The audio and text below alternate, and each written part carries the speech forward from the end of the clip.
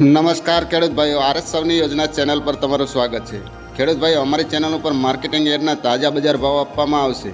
ખેડૂત ભાઈઓ, તે પહેલાં જો નવા આવ્યા હોય તો અમારી ચેનલને લાઇક અને સબસ્ક્રાઇબ કરી લેજો, જેથી તમને તમામ માર્કેટના બજાર ભાવ મળતા રહે। તો ચાલો ખેડૂત ભાઈઓ, આપણે જોશું આજના જીરાના બજાર ભાવ।